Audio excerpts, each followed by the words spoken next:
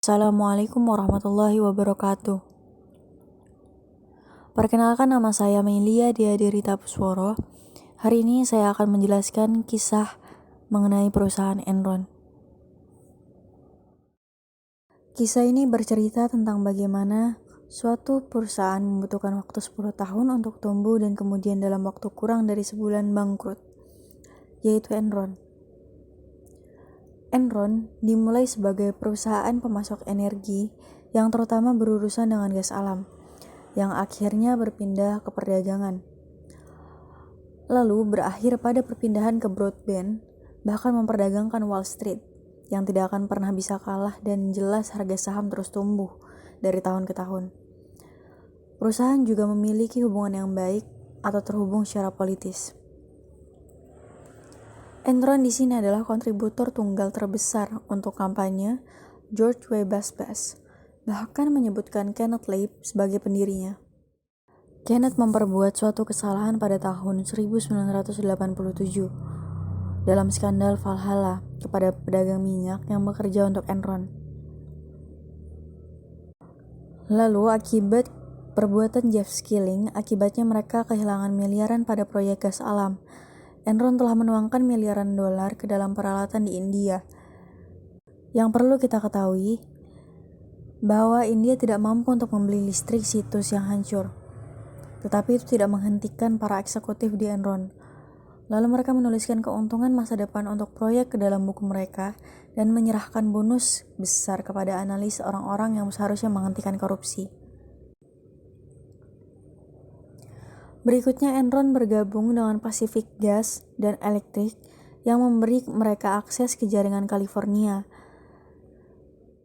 Mulai dari situ hal-hal aneh mulai terjadi di pasar listrik yang baru dideregulasi di California.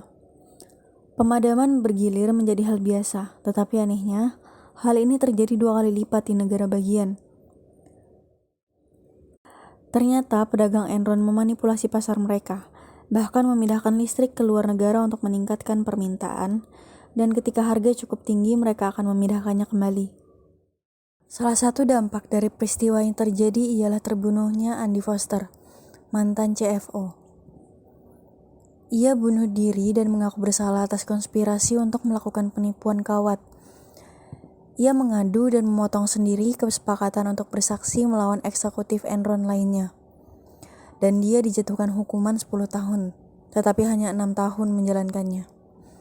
Ia juga harus membayar denda sebanyak 23 juta dan menjalankan firma akuntansi Arthur Andersen.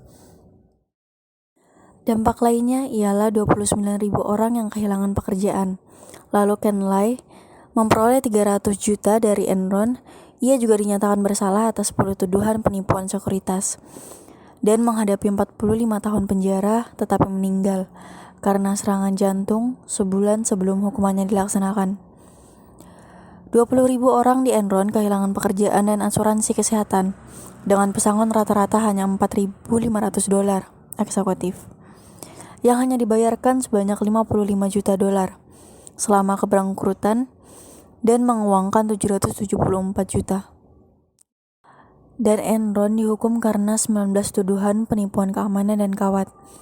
Ia dijatuhi hukuman 24 tahun dan denda sebanyak 180 juta saat di penjara.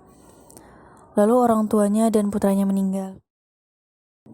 Meskipun Enron menjadi salah satu pemain terbesar di penipuan terbesar dalam sejarah Amerika Serikat yang mengakibatkan kerugian miliaran dolar bagi rata-rata orang, puluhan ribu kehilangan pekerjaan dan eksekutif menuai dan miliaran keterampilan keluar dari penjara dan bebas untuk memulai lagi moto Enron.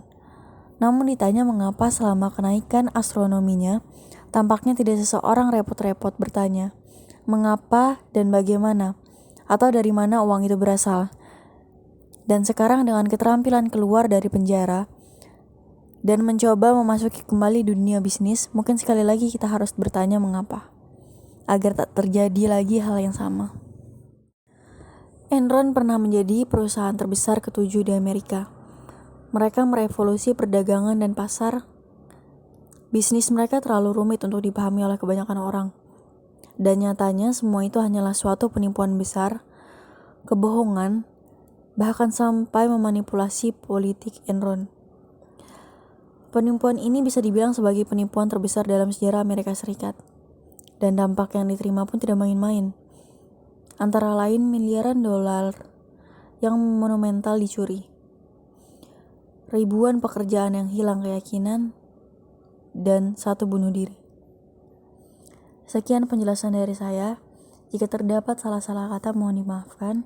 Wassalamualaikum warahmatullahi wabarakatuh.